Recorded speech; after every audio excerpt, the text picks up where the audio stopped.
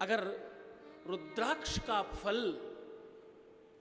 ध्यान से सुनना, अगर रुद्राक्ष का फल मिले, उसे खोलकर उसमें महामृत्युंजय मंत्र से सिद्ध करके अगर कंठ में पहन लिया जाए तो अकाल मृत्यु की सारी संभावनाएं समाप्त हो जाती हैं।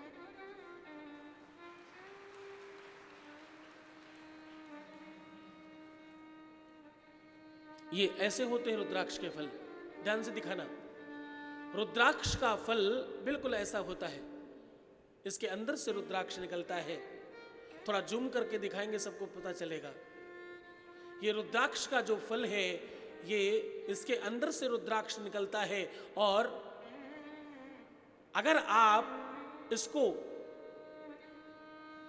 इसे खोलेंगे तो अंदर से प्योर रुद्राक्ष और असली रुद्राक्ष निकलता है। शिव महापुराण में रुद्राक्ष की बड़ी महिमा बताई गई। एक मुखी से लेकर 24 मुखी तक की कथा का वर्णन किया गया है। रुद्राक्ष स्वयं भगवान शंकर के अश्रु से, जो अश्रु थे, जो आंसू निकले, वो बूंद जमीन पर गिरे, वृक्ष बना, और उसके जो फल है उसका नाम रुद्राक्ष है। स्वयं शंकर है। वनस्पति तंत्र में इससे बड़ा दूसरा कोई समाधान नहीं है।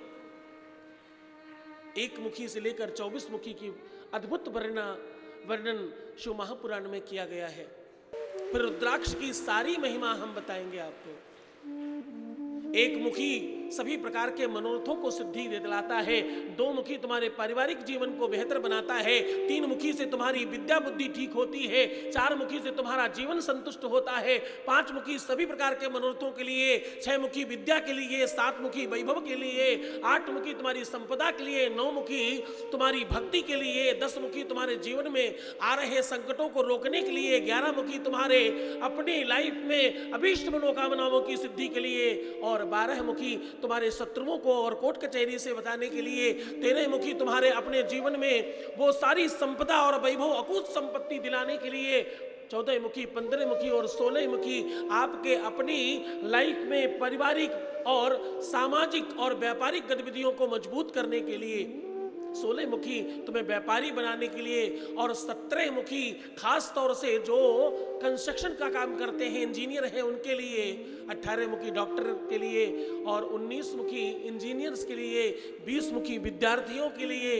21 मुखी आईएएस के लिए, 22 मुखी समाज के वरिष्ठ लोगों के लिए, 23 मुखी श्रेष्ठ जनों के लिए, और 24 मुखी राजनेताओं के लिए। इस प्रकार से 24 मुखी की वर्णन शिव महापुराण में किया गया है।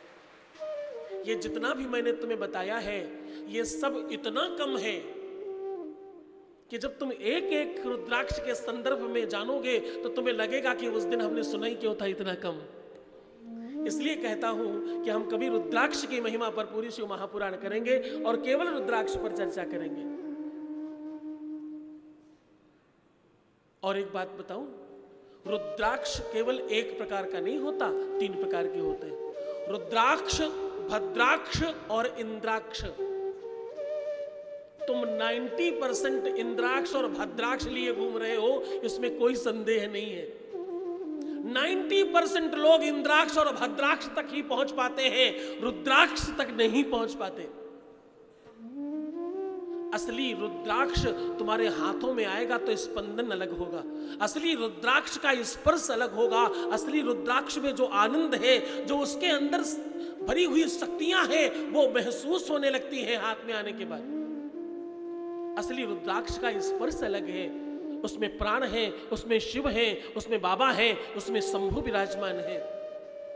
जिन लोगों ने, और एक बात बताऊं, पारिवारिक तकलीफें कितनी ही ज्यादा हो, पति पत्नी में कितना ही बड़ा संकट आ गया हो, अभीष्ट मनोकामना यानी अपने मनपसंद विवाह करने की इच्छा हो, या विवाह में किसी भी प्रकार का संकट आ रहा हो, असली गौरी शंकर रुद्राक्ष बिना पूछे जांचे पहन लेना, पर असली होना चाहिए।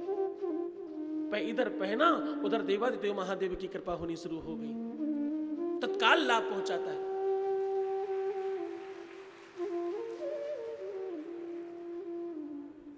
तो भगवान शिव अगर किसी भी व्यक्ति के जीवन में एक बार दृष्टि डाल दें, एक बार उनका आनंद आपके जीवन में आ जाए, एक बार वो आपसे दयाल हो जाए, तो भैया क्या नहीं कर सकते। नमः शिवाय, ओम नमः शिवाय, हर हर बोल। नमः शिवाय, नमः शिवाय, नमः शिवाय, हर हर भोले,